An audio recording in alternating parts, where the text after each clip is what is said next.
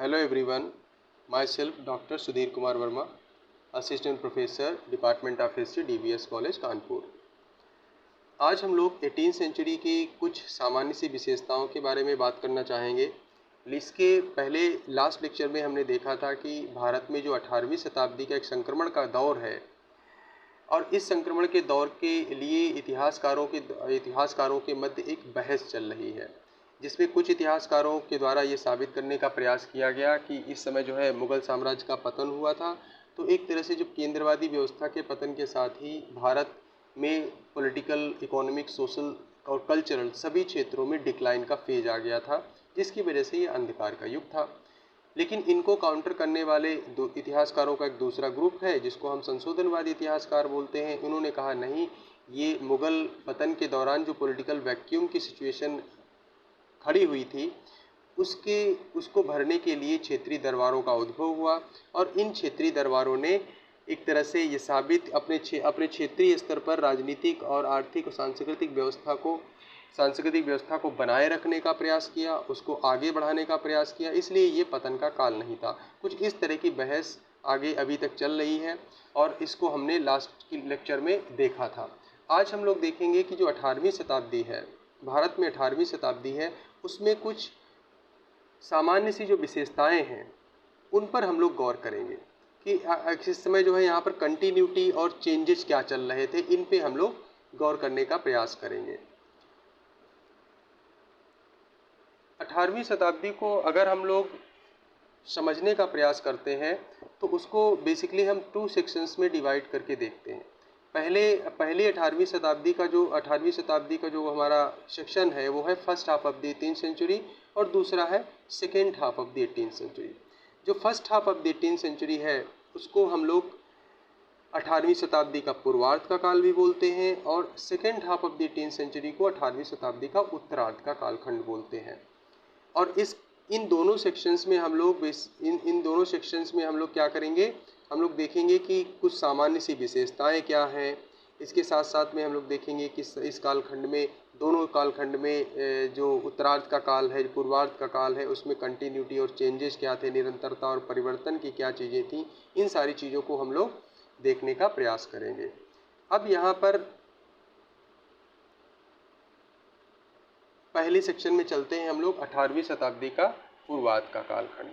18वीं शताब्दी के पूर्वार्ध के कालखंड में पहले तो हम लोग नोटिस करने की कोशिश करते हैं कि आखिर यहाँ पर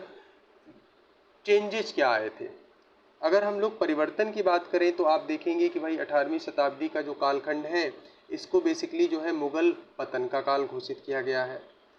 और मुग़ल साम्राज्य के पतन के काल के लिए कुछ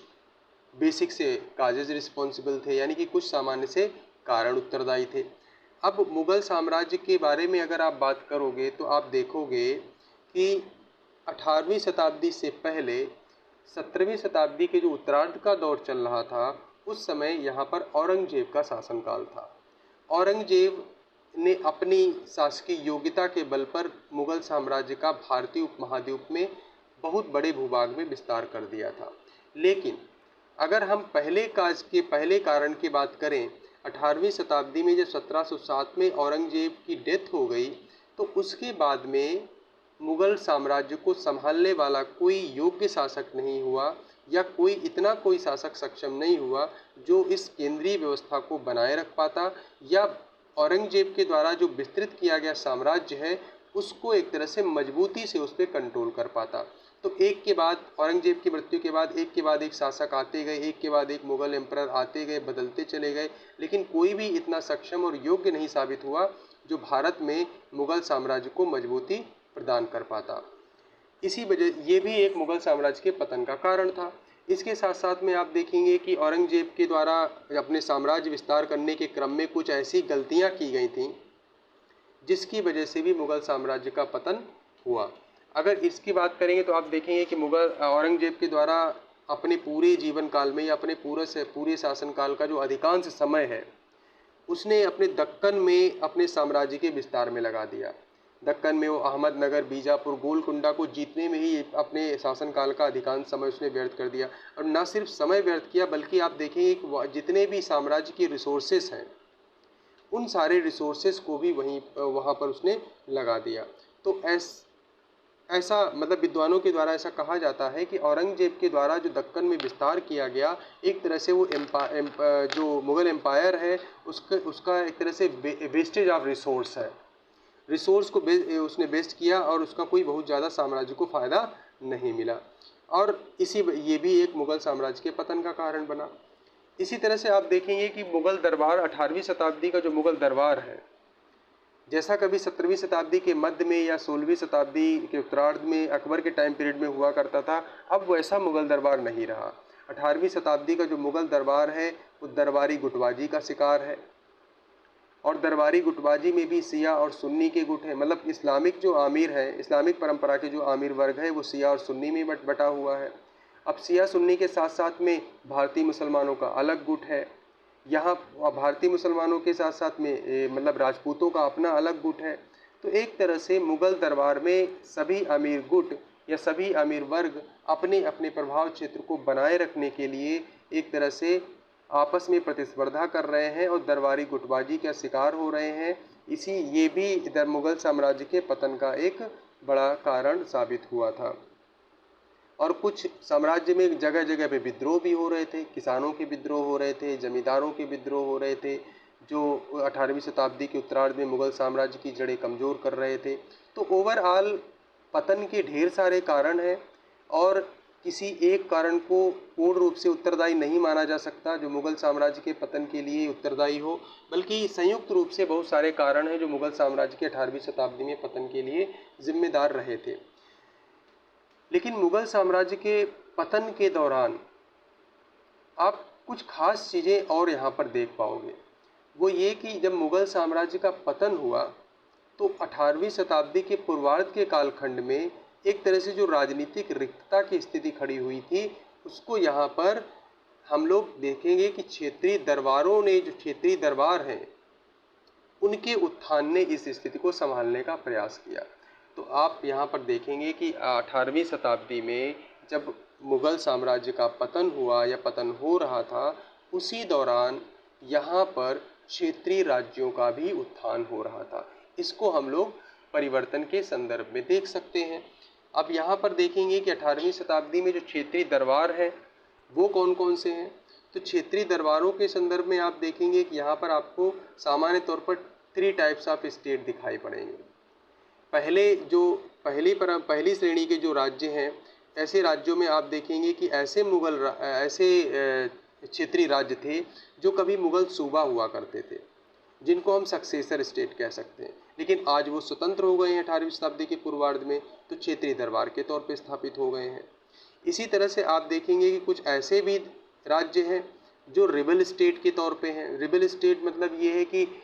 कभी मुग़ल नियंत्रण उन क्षेत्रों में रहा था, लेकिन 18वीं शताब्दी में जैसे ही मुग़ल नियंत्रण कमज़ोर हुआ, वैसे ही यहाँ की क्षेत्रीय शक्तियों ने अपने आप विद्रोह कर दिया, या विद्रोह करने के बाद में जब उन पर कंट्रोल नहीं पाया जा सका तो उन्होंने अपने आप की स्वायत्तता घोषित कर दी, अपने आप को ऑटोनोमस घोषित कर दिया। और तीसरी श्रेणी में ऐसे राज्य थे जो इंडिपेंडेंट स्टेट थे। मतलब ये कि 18वीं शताब्दी से पहले भी जब मुग़ल साम्राज्य काफ़ी मजबूत हुआ करता था, उस दौरान भी ये लोग स्वतंत्र रूप से अपनी सत्ता का उपभोग करते थे, लेकिन कहीं न कहीं मुग़लों की अधीनता को भी स्वीकार करते थे। मतलब एक तरह से सेमी ऑटोनोमस कंडीशन में ये लोग रह रहे थे। तो आप यहाँ पर ये देखें कि ये 18वीं शताब्दी का जो पूर्वार्ध का कालखंड है, उसमें एक तरफ तो मुग़ल साम्राज्य का पतन हो रहा था, लेकिन दूसरी तरफ मुग़ल साम्राज्य के पतन पर क्षेत्रीय राज्यों का उत्थान हो रहा था। अब ये क्षेत्रीय राज्य 3 प्रकार के थे। पहले प्रकार का क्षेत्रीय राज्य वो थे जो कभी मुग़ल सूबा रहा करते थे, आज वो स्वतंत्र हो गए हैं। और दूसरे प्रकार के वो राज्य हुआ करते थे, ऐसे मतलब कुछ विद्रोही शासक या विद्रोही क्षेत्रीय शक्तियाँ, स्थानीय शक्तियाँ, जिन्होंने कमज़ोर मुग़ल स्थिति में अपने आप को स्वतंत्र घोषित कर दिया है, और या फिर पहले से ही विद्रोही रहे थे ये लोग। कभी मुग़लों ने पूरी तरह से इन पे कंट्रोल नहीं कर पाया, और जैसे ही मुग़लों की स्थिति कमज़ोर हुई, अपने आप को पूरी तरह से स्वतंत्र घोषित कर दिया। और कुछ इंडिपेंडेंट स्टेट तीसरी श्रेणी में हैं, जिनको हम सेमी ऑटोनोमस कह सकते हैं, जो पहले अर्ध स्वायत्त कंडीशन में रहे थे, लेकिन आज 18वीं शताब्दी के पूर्वार्ध के कालखंड में कमजोर मुगल सत्ता के दौरान इन्होंने अपने आप को पूरी तरह से स्वतंत्र घोषित कर दिया। अब हम लोग चलेंगे पहली कैटेगरी के स्टेट, पहली यानी कि सक्सेसर स्टेट। सक्सेसर स्टेट में आप देखेंगे जो भारत में एक तरह से जो कभी मुगल सूबा हुआ करता था, जैसे बंगाल हो गया, अवध है, हैदराबाद है, ये कभी मुगल सूबा क्षेत्र हुआ करते थे। लेकिन 18वीं शताब्दी में जब कमज़ोर मुगल शासकों का दौर शुरू हुआ तो उस दौरान 18वीं शताब्दी के मध्य तक इन सूबा दरबारों के द्वारा अपने आप को स्वतंत्र घोषित कर दिया गया और अपने आप को एक तरह से इंडिपेंडेंट स्टेट के तौर पे इस्टेब्लिश करने की कोशिश की गई। और इंडिपेंडेंट स्टेट के तौर पे इन्होंने अपनी क्षेत्रीय दरबारों की व्यवस्था को मजबूत करने का प्रयास किया और वहाँ पर क्षेत्रीय स्तर पर जो भी एक तरह से जो कम्युनिटीज़ थीं या मीडिएटर कम्युनिटीज़ थी जो कभी पहले मुगल केंद्रीय व्यवस्था के लिए काम करती थी, अब उनके साथ में मिलकर के इन्होंने अपने आप को मजबूत करना शुरू कर दिया था। अब यहाँ पर कंटिन्यूटी के संदर्भ में अगर कुछ चीज़ें आप गौर करना चाहें तो आप यहाँ पर देख सकते हैं कि जो एक तरह से जो मुगल सूबाई दरबार हैं जिन्होंने अपने आप को स्वतंत्र घोषित किया, चाहे वो बंगाल का क्षेत्र हो, चाहे वो अवध का क्षेत्र हो, चाहे वो हैदराबाद का क्षेत्र हो, इन सभी दरबारों ने प्रशासन के संदर्भ में, जो क्षेत्रीय दरबारी परंपरा के संदर्भ में मुगलों की विरासत को ही आगे कंटिन्यू करने की कोशिश की और एक तरह से जो दरबारी संरक्षण है, दरबार के जो तौर तरीके हैं, वो एक तरह से मुगल परंपरा को ही बनाए रखने का प्रयास किया। अपने क्षेत्रों से भू राजस्व की वसूली की जो स्थिति है, प्रशासन की जो स्थिति है, वो पहले की तरह ही यानी कि पूर्ववर्ती कंडीशन में ही अभी आज भी बनी हुई है, बनाए रखने का इनके द्वारा प्रयास किया गया। लेकिन अब जब एक तरह से जब अपने आप को इन्होंने स्वतंत्र घोषित कर दिया और उसको हम लोग यहाँ पर क्या कर सकते हैं, उसको हम यहाँ पर निरंतरता की बजाय परिवर्तन के तौर पे देख सकते हैं। मतलब जो क्षेत्रीय स्तर पर जो भू राजस्व की व्यवस्था है, प्रशासनिक व्यवस्था है, दरबारी परंपरा है, उसको हम लोग मुगल विरासत के तौर पे या कंटिन्यूटी के संदर्भ में चीज़ों को देख सकते हैं। तो सक्सेसर स्टेट ऐसे स्टेट थे जो कभी मुगल सूबा हुआ करते थे, लेकिन 18वीं शताब्दी के मुगलों के कमज़ोर शासनकाल के दौरान इन्होंने अपनी स्वायत्तता घोषित कर दी, अपने आप को स्वतंत्र घोषित कर दिया। ऐसे राज्यों में बंगाल और अवध और हैदराबाद के राज्य आते हैं। तो पहली कैटेगरी के राज्य सक्सेसर स्टेट में ये 3 राज्य माने जा सकते हैं। इसके बाद में रिबल स्टेट की अगर हम बात करें, जो दूसरी कैटेगरी के स्टेट स्वतंत्र हुए थे 18वीं शताब्दी के पूर्वार्ध के कालखंड में, ऐसे रिबल स्टेट में आप देखेंगे कौन कौन से हैं। तो ऐसे में हम लोग देखेंगे, जस्ट 1 मिनट,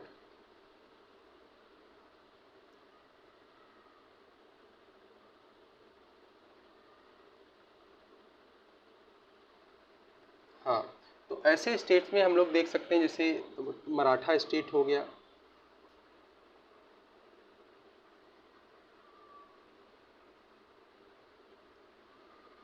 जैसे मराठा हो गया, सिख हो गया, जाट रीजन हो गया, अफगान प्रिंसिपलिटीज़ हो गई।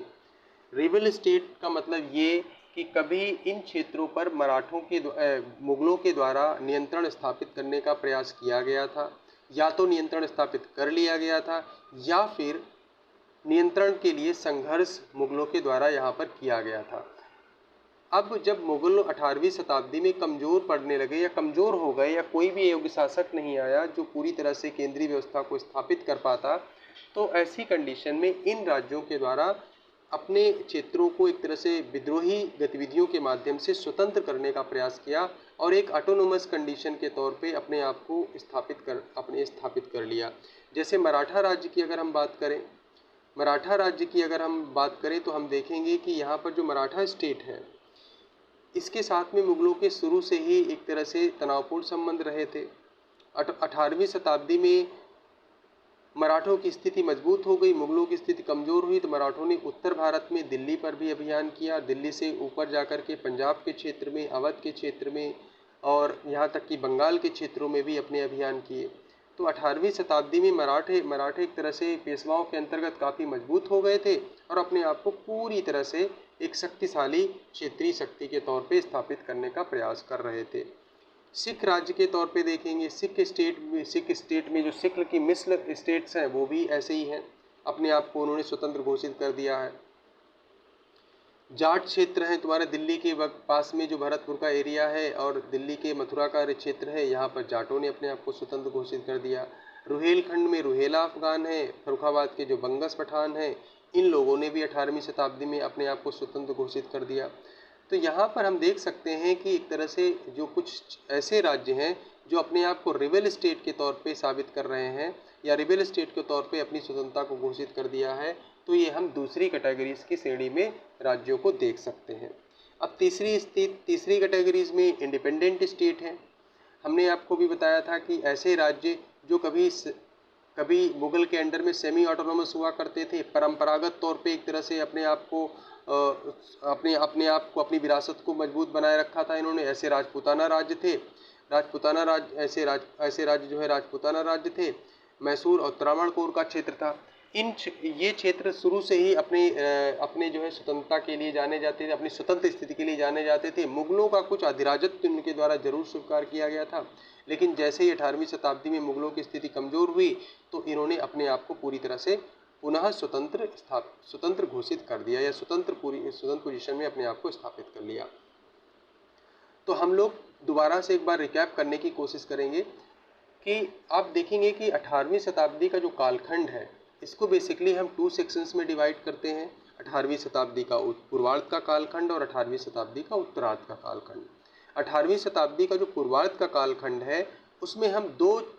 विशेषताएं खास तौर पे देखते हैं। एक तो मुगल साम्राज्य का पतन हो रहा था, और दूसरी विशेषता के तौर पे हम ये देखते हैं कि इसी मुगल साम्राज्य के पतन के अवशेष पर क्षेत्रीय दरबारों या क्षेत्रीय राज्यों का उत्थान हो रहा था। ऐसे क्षेत्रीय राज्य 3 प्रकार के थे। एक तो एक तरह से सूबाई राज्य क्षेत्र थे, जिनको हम सक्सेसर स्टेट बोलते हैं। दूसरा हम रिबेलियस स्टेट बोलते हैं, जो एक तरह से विद्रोही क्षेत्र थे, जहाँ पर विद्रोही शक्तियों ने अपने आप को स्वतंत्र घोषित कर दिया। और ऐसे तीसरे श्रेणी में हम लोग ऐसे इंडिपेंडेंट रीजनल पावर्स के तौर पे देखते हैं, जो कभी स्वतंत्र हुआ करती थी और मुगलों की अधिराजत को स्वीकार किया था, लेकिन बाद में 18वीं शताब्दी में पुनः इन्होंने अपने आप को स्वतंत्र घोषित कर दिया था। तो ऐसे 3 कैटेगरीज की हमें क्षेत्रीय शक्तियाँ 18वीं शताब्दी के पूर्वार्ध के कालखंड में दिखाई पड़ती हैं, जिन्होंने मुगलों के पतन पर अपने आप को स्वतंत्र घोषित किया था। अब ये तो हो गई पूर्वार्ध के कालखंड की बात। अब हम लोग चलते हैं second half of the 18th century, जो 18वीं शताब्दी का उत्तरार्ध का कालखंड था। 18वीं शताब्दी के पूर्वार्ध के कालखंड में जहाँ क्षेत्रीय दरबारों का उत्थान हुआ, क्षेत्रीय राज्यों ने अपने आप को मजबूत किया, लेकिन आप देखेंगे कि 18वीं शताब्दी का जो उत्तरार्ध का कालखंड है, वो दरअसल ब्रिटिश ईस्ट इंडिया कंपनी को पावरफुल पोजीशन में स्थापित करने का कालखंड है। इस समय क्या हुआ था, ब्रिटिश ईस्ट इंडिया कंपनी ने अपना राजनीतिक विस्तार किया, भारत में अपना औपनिवेशिक विस्तार किया, और विस्तार भी उन्हीं राज्यों की कीमत पर किया, उन्हीं इंडियन टेरिटरीज की कीमत पर किया, जो कभी मुगलों के अंतर्गत अपने आप को स्वतंत्र राज्य के तौर पे स्थापित कर लिया था। तो एक तरह से हम कह सकते हैं कि 18वीं शताब्दी का जो उत्तरार्ध का कालखंड है, वो ब्रिटिश ईस्ट इंडिया कंपनी के राजनीतिक विस्तार का कालखंड है भारत में, और ये राजनीतिक विस्तार उन्हीं क्षेत्रीय राज्यों की कीमत पर हो रहा था, जिन्होंने कभी 18वीं शताब्दी के पूर्वार्ध के कालखंड में अपने आप को स्वतंत्र घोषित किया था या अपनी स्थिति को स्वतंत्र बनाया था। तो जो ब्रिटिश ईस्ट इंडिया कंपनी है, जो अपने आप को एक तरह से इस समय अपना राजनीतिक विस्तार कर रही है, तो हम कुछ कारणों पर गौर करने का प्रयास करेंगे कि आखिर ब्रिटिश ईस्ट इंडिया कंपनी ऐसे कौन से कारक थे जिनके माध्यम से अपने आप को मजबूत साबित कर पा रही थी। तो सबसे पहले कारक के तौर पे हम देखेंगे कि मिलिट्री सुपीरियरिटी के तौर पे हम देख सकते हैं कि ब्रिटिश के पास जो अपनी आर्मी है,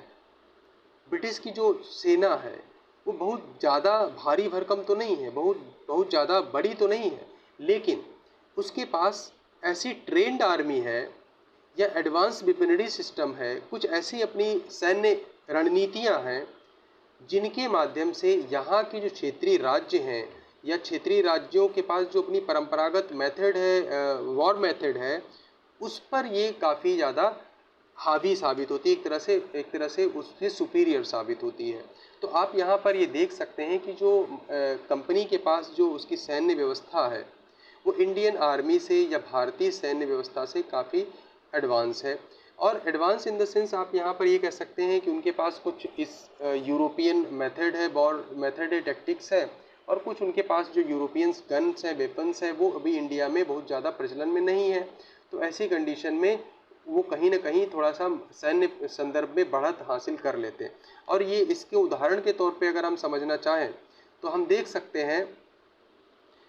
कि प्लासी का जो 1757 का जो प्लासी का बैटल हुआ था, उसमें कंपनी, ये कहा जाता है कि कंपनी ने षड्यंत्र के माध्यम से बंगाल के नवाब को पराजित किया था। लेकिन उसके कुछ ही समय के बाद में जो बक्सर का युद्ध हुआ था, बक्सर के युद्ध में उत्तर भारत के लगभग तीनों जो शक्तिशाली राज्य हैं, बंगाल के नवाब मीर कासिम, अवध के नवाब शुजाउद्दौला और मुग़ल एम्परर शाह आलम द्वितीय,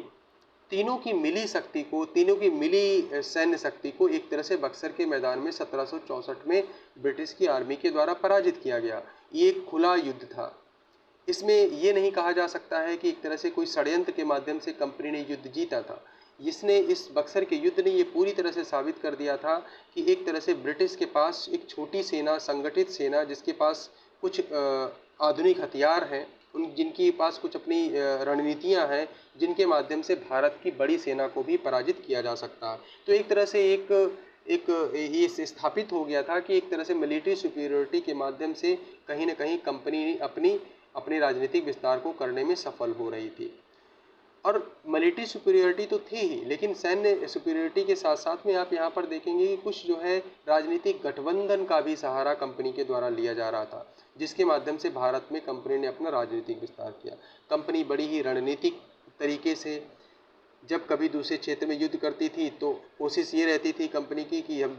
जिससे युद्ध करने जा रहे हैं उसको हम या तो मित्रविहीन बना दें, या उसका कोई साथ देने वाला ना रहे, या फिर हम ऐसा किसी दूसरे के साथ में अलायंस बना लें जिससे हम कि लाभदायक पोजीशन में पहुंच जाएं, और हम एक तरह से अलायंस के माध्यम से, संधियों के माध्यम से, स्थानीय राजाओं के साथ में संधि गठबंधन करके जिस राजा से, शासक से हम युद्ध करने जा रहे हैं, जिस राज्य से युद्ध करने जा रहे हैं, हम उसको आसानी से पराजित कर पाएँ। तो एक तरह से सैन्य शक्ति के साथ साथ में, सैन्य एडवांसनेस के साथ साथ में कंपनी राजनीतिक गठजोड़ के माध्यम से भी अपनी स्थिति को भारत में मजबूत कर रही थी, और भारत में अपना राजनीतिक विस्तार 18वीं शताब्दी के उत्तरार्ध में कर रही थी। अब कंपनी भारत में जब अपना राजनीतिक विस्तार कर रही थी, और कुछ क्षेत्रों में कंपनी ने अपना 18वीं शताब्दी के उत्तरार्ध में राजनीतिक विस्तार या पॉलिटिकल कंट्रोल इस्टेब्लिश कर भी लिया था। जैसे तुम देखोगे कि प्लासी के बाद में, प्लासी और बक्सर के बाद में बंगाल, बिहार, उड़ीसा का क्षेत्र कंपनी के पास आ गया। दक्षिण भारत में कुछ कर्नाटक का क्षेत्र कंपनी के पास में आ गया। मैसूर के साथ में भी कंपनी का संघर्ष चल रहा होता है। तो एक तरह से ये कह सकते हो कि कंपनी ने जो भारत में अपना राजनीतिक विस्तार इस कालखंड में किया, वहाँ से कंपनी ने कोशिश यही की कि हम ज़्यादा से ज़्यादा यहाँ से हम आर्थिक लाभ प्राप्त कर पाएँ, ज़्यादा से ज़्यादा यहाँ के रिसोर्सेज पर हम कब्जा कर पाएँ। तो आप देखेंगे कि कंपनी ने जिन क्षेत्रों में कब्जा किया, वहाँ से रिसोर्स कलेक्ट करने पर उसका ज़्यादा से ज़्यादा बल रहा था। और इसके लिए उसने क्या किया था, उसके लिए उसने टैक्सेस, मतलब लैंड रेवेन्यूज टैक्सेस का मतलब पर बल दिया था। और एक तरह से कह सकते हैं कि भू राजस्व के माध्यम से ज़्यादा भू राजस्व की वसूली के माध्यम से कंपनी ने इन क्षेत्रों से लाभ लेने का प्रयास किया था। अब इस संदर्भ में आप देखेंगे तो 18वीं शताब्दी के उत्तरार्ध तक पहुँचते पहुँचते कंपनी ने बंगाल, बिहार, उड़ीसा के क्षेत्र में लॉर्ड कॉर्नवालिस के द्वारा जो स्थायी बंदोबस्त का प्रावधान लागू किया गया था, या परमानेंट लैंड रेवेन्यू सेटलमेंट्स जो अप्लाई किया गया था, उसके माध्यम से मैक्सिमम भू राजस्व की वसूली करने का प्रयास किया था। और स्थायी बंदोबस्त व्यवस्था से पहले भी कंपनी भारत में मतलब एक तरह से बंगाल, बिहार, उड़ीसा के क्षेत्र से इजारा व्यवस्था के माध्यम से, फार्मिंग सिस्टम के माध्यम से रॉबर्ट क्लाइव और वारेन हेस्टिंग्स के द्वारा अधिकतम भू राजस्व की वसूली की गई थी। और परमानेंट सेटलमेंट में ये रेट बहुत ज़्यादा रखे गए थे और ज़्यादा से ज़्यादा भू राजस्व की वसूली की गई थी, और ज़मींदारों के हाथ में किसानों को पूरी तरह से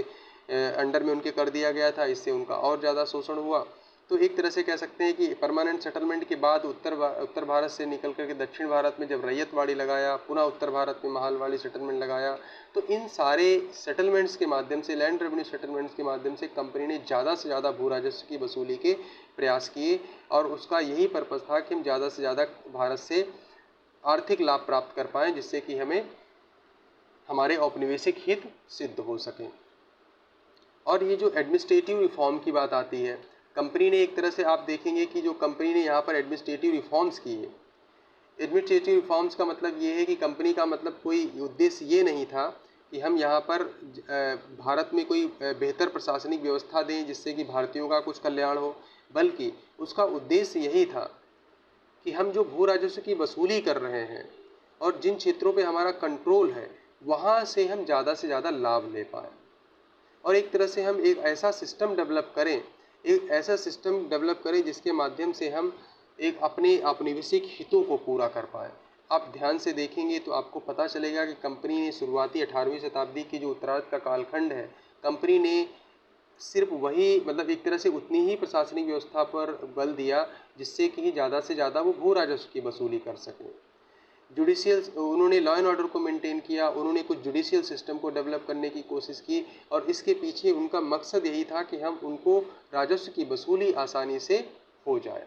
और राजस्व की वसूली आसानी से उनके पास पहुंच जाए। तो मतलब ये है कि कंपनी के द्वारा 18वीं शताब्दी के उत्तरार्ध के कालखंड में एक तरफ तो राजनीतिक विस्तार किया जा रहा था, राजनीतिक विस्तार करने के क्रम में कुछ प्रशासनिक व्यवस्था को बनाए रखने की भी कोशिश की गई थी और इस प्रशासनिक व्यवस्था को बनाए रखने के पीछे उनका उद्देश्य यही था कि भारत का ज़्यादा से ज़्यादा औपनिवेशिक लाभ प्राप्त किया जा सके। तो हम लोगों ने अभी देखा कि 18वीं शताब्दी का जो कालखंड है, बेसिकली हम लोग उसको बेसिकली हम उसको अगर रिकॉल करने की कोशिश करें दोबारा से, तो हम ये देख पाएंगे कि 18वीं शताब्दी का जो कालखंड है उसको हम लोग 2 सेक्शंस में डिवाइड करते हैं, पूर्वार्ध का कालखंड, उत्तरार्ध का कालखंड। पूर्वार्ध का जो कालखंड है भारत में क्षेत्रीय राज्यों के उत्थान का कालखंड था और जो उत्तरार्ध का कालखंड है इन्हीं क्षेत्रीय राज्यों की कीमत पर कंपनी के राजनीतिक विस्तार का कालखंड था और इनकी कुछ अपनी सामान्य विशेषताएं थीं जिनको हम लोगों ने अभी देखा और आगे के लेक्चर में हम लोग देखेंगे किस तरह से ये कंपनी बंगाल के क्षेत्र में अपना राजनीतिक विस्तार कर पा रही है। Thank you all of you.